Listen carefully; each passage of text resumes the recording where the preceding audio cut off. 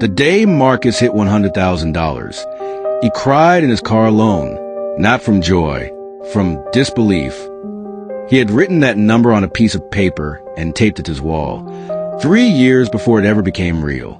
He was 11 years old the first time he understood what it meant to not have enough. That night, something locked inside him. Nobody around him knew how money worked. So Marcus decided to learn, alone, in secret, obsessively. For years, Marcus sent applications into silence. No answer. No callback. Nothing but a screen and a shrinking savings account. Instant noodles every night. A mattress on the floor. This was the life Marcus was running from, and the fuel that kept him moving. My name is Marcus, and I am here today to tell you why Marcus almost lost everything after hitting his first $100K. Before we get into it, go ahead and hit the subscribe button, because the story I'm about to walk you through, nobody talks about it honestly. He launched a small online business, ugly, rough, and terrifying, but it was his, and it was the beginning of everything. His first payment was $200. He stared at that notification for 10 minutes. To him, it was proof that this was real. 14-hour days, 5 a.m. nights. While everyone else slept, Marcus worked, because he knew what waiting felt like, and he refused to go back. He said no to vacations, no to parties, no to everything that felt good now, but cost him later. His friends didn't understand. That was okay. Month by month, dollar by dollar, the numbers climbed, and every time they did, Marcus felt something he had never felt before. Safety. One ordinary Thursday morning, he opened his banking app and saw a number he had only ever dreamed about, $100,340. His hands wouldn't stop shaking. He read the number 3 times. His body knew before his mind could accept it. This was real. He didn't celebrate loudly. He sat in that car and cried, quietly, privately, releasing 3 years of sacrifice in one silent moment. 3 years ago, he taped that number to his wall as a promise. Standing there now, he had kept it. In that moment, he felt invincible. He felt like he had finally arrived, like he had earned everything the world had to offer. That night, riding the high of everything he built, Marcus made a phone call, and that call would change everything. Devin was always the guy with a big idea, always an opportunity, always someone who knew somebody. Marcus had avoided his deals before, but tonight felt different. Devin talked fast, used all the right words, guaranteed returns, limited window. My cousin vouched for this guy personally. Something was different about Marcus that night. He had money now. He felt powerful, like someone who had finally earned the right to take a real risk. And Marcus, the same man who had been disciplined for 3 straight years, said 2 words he would spend the next 18 months regretting. Tell me more. He didn't see it. Nobody ever does it first. But the crack had formed. Small, invisible, and cracks, when left unattended, never stay small. After the call, Marcus sat in the quiet and thought about what he just agreed to hear. Something felt exciting. He didn't yet know it should have felt like a warning. That number was everything he had built. Every sacrifice. Every no. Every late night, and he was about to bet it on a voiceover phone. He looked at that paper one more time.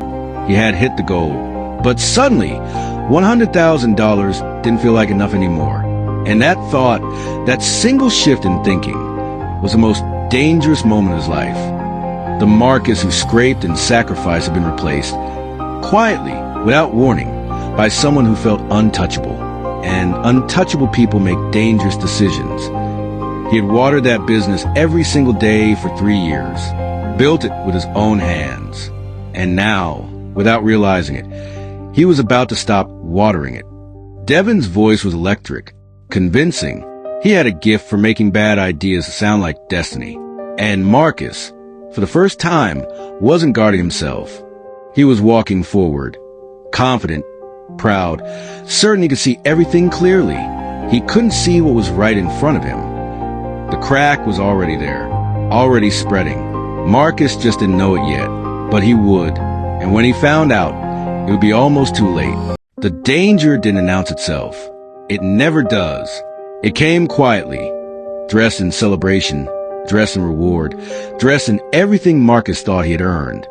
The first thing that changed wasn't the investment. It was the small things. He moved to a nicer apartment, told himself he had earned it, and he had. That was exactly the problem. He upgraded the car. Nothing flashy, just newer, just better. I deserve something reliable, he told himself. Every upgrade felt like progress. That's what made it so dangerous. Better restaurants, better clothes. He was finally saying yes to the things he had trained himself to say no to for 3 years. It felt like freedom. It was actually a leak.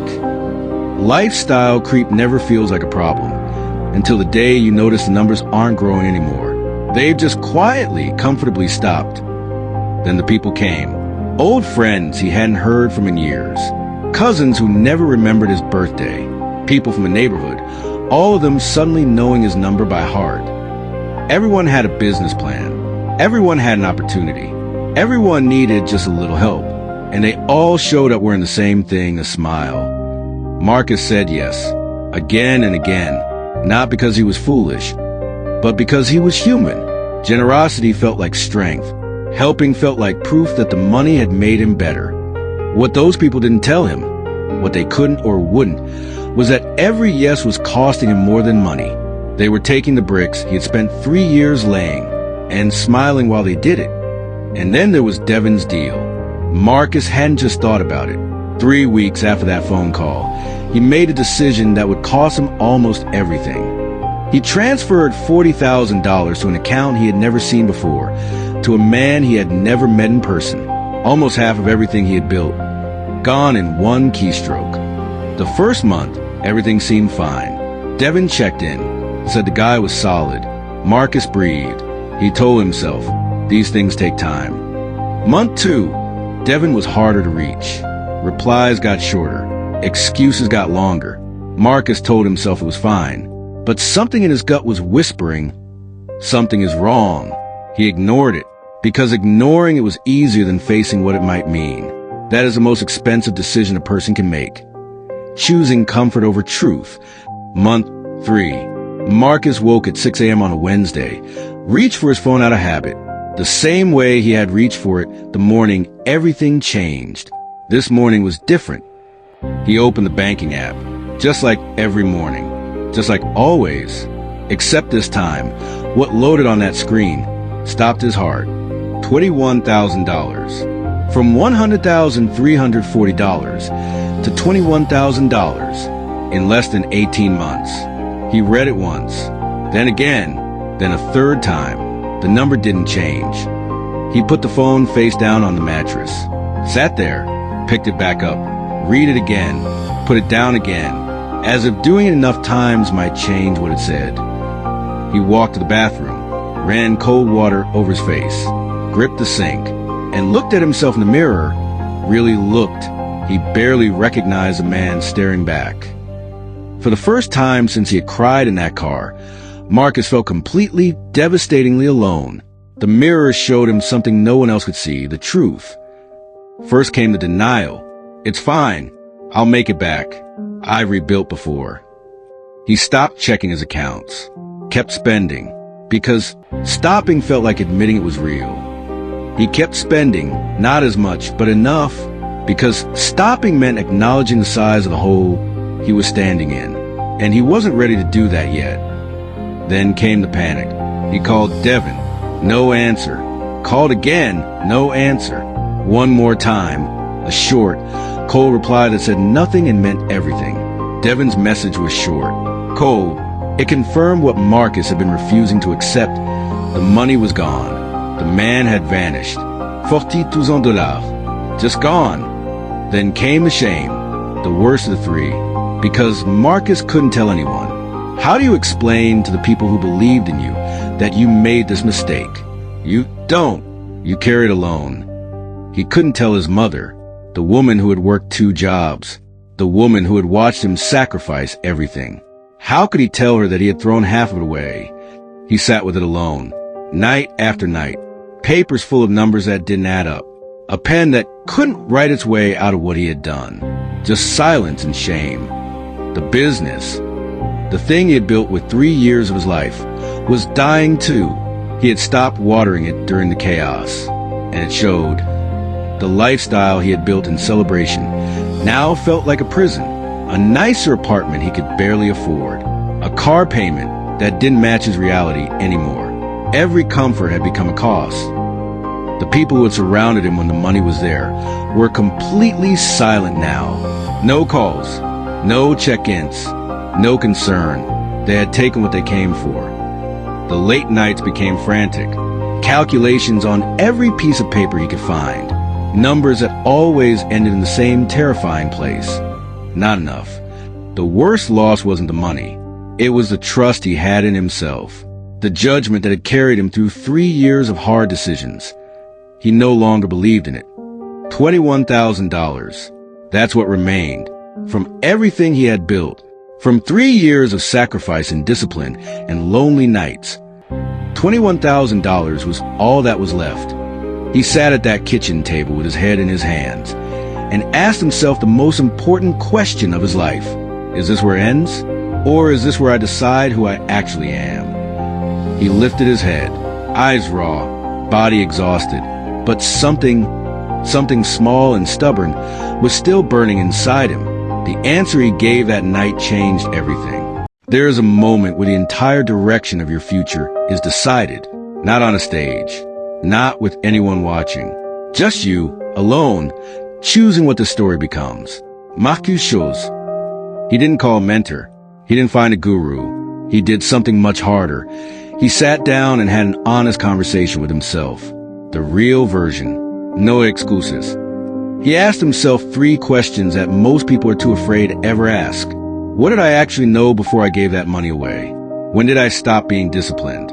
And who was I trying to impress? The third question was answered by silence. Long, devastating silence.